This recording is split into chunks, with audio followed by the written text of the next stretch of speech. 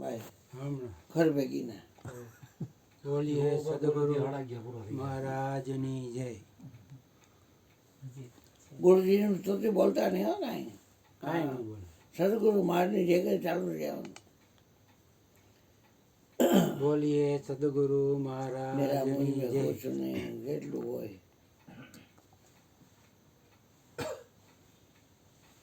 અહીંયા સત્સંગમાં આવવાનું કારણ જી કે કંઈક ને કંઈક આપણને રોજ કંઈક બાબુ સત્સંગ કરે એમાંથી કંઈક તો જાણવા મળે. આજે જે મળ્યું નહીં ક્યારેય નહીં મળે એવું મળ્યું. જો સ્થિર કરી દઈશ તમને.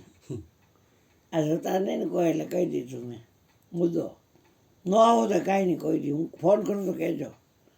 અને તમે રહેજો આમ ઇન્દ્રિયના વહીવટમાં કરતા નહીં. આત્મા છો ને એટલે. બાપુ શું કહે કે હું તમને તમારી ઘરે ટોચવા ન આવું પણ અહીંયા તો ટોચવું છે. કેવા ક્યારેક આવો. એટલે ખરેખર અહીંયા ટોચાવા આવવાની મજા છે. પણ જેને ટોચાવાનું ઈચ્છા હોય શોખ હોય એમ કે બાર કેટલી વાર 7 વાર પટપટતી હોય એ તો રોનકી છે. આનંદ કરાવતા હોય બધા. એટલે બાપુજી સમજે છે બધું. બધું સમજે છે. મારો કોણ નહીં હશે મને ખબર હોય ને. હરજીવન બાપાને પૂરેપૂરા સેવીને બેઠા છે. અને આપણે તો એની પાસે હજી એમ કહી કે બાલ મંદિરમાં છીએ. ગુરુ મહારાજ તું છતાં એક ગુણ કે ધૈર્ય કે ધીરજ એને એક ઉદાહરણ આપું. હા વાહ. કે ગુરુજી કાંઈ બી બોલે ને તો એની પાછળ એનો કાંઈક મર્મ હોય. એટલે એવી એક ગુરુ શિષ્યની નાની એવી વાત છે. વાહ તો ભાઈ કે એક ગુરુજી એને શિષ્યને કે તું છે ને નજીક કે તળાવ છે ને ત્યાંથી પાણી ભરી આવ. એ આશ્રમ કે કંઈક જગ્યા હશે નહીં ત્યાંથી કે એટલે શિષ્યએ ઓલી ડોલ ઉપાડી પતરાની કે સ્ટીલની જે કેવી. એટલે ગુરુજી કે એ નહીં કે આપણે તો કે માટલામાં જ પાણી નાખવું ને કે સીધું માટલું લઈ જાય ને માટલું જ ભરી આવે. એટલે શિષ્ય માટલું લઈને ગયો.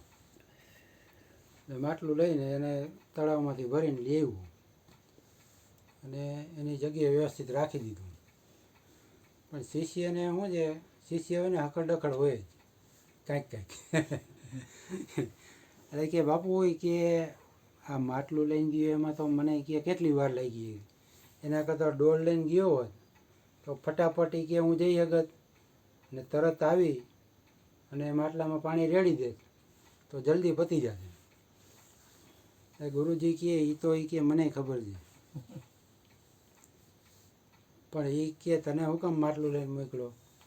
કે માટલું લઈને જાઓ એટલે એ એક તો માટીનું બનેલું હોય. તમે લઈને જાઓ એટલે હાંચવીને લઈ જવું પડે અને ભરીને પાછા લઈ આવો ત્યારે હાંચવીને એટલું જ એથી વધારે હાંચવીને લઈ આવવું પડે. તો એનાથી કે શું થાય તો તમારામાં ધીરજ પ્રગટે. હમણાં હું તમને ડોલ લઈને કહું એટલે તમે ડોલ તો તમે ગમે એમ ઉલેરતા જાઓ ને લેતા આવો. સમય બચે જલ્દી થાય બધું થાય પણ કે તમારા ધીરજ ન પ્રગટે. એટલે ગુરુજીની વાત પાછળ કંઈક ને કંઈક એનો આશય શિષ્યને ગમે એ રૂપે સમજાવવાનું હોય. કેમ કે ઘીનો લોટો તમે લઈને જતા હોય ને દહીંનો કે છાશનો લોટો લઈને જાઓ તો એમાં હાથી ઘોડાનો ફેર પડે. કારણ કે ઘીની કિંમત દહીંની કે છાશની કિંમત કરતાં વધારે એટલે તમારે ઘીને સંભાળીને લઈ જવું પડે. ધીરજથી લઈ જવું પડે. જ્યોતિબેન પૂછતા ઘીનો રોટલો હાંચો છો કે છાશનો હતો કે ઘીનો. હા એટલે કાંઈ બી ગુરુ કહે તો એની પાછળ કંઈક ને કંઈક એવો આશય હોય. અને અહીંયા સત્સંગમાં આવી તો આપણને કંઈક ને કંઈક ગ્રહણ કરવા મળે. બોલીએ સદગુરુ મહારાજની જય. બસ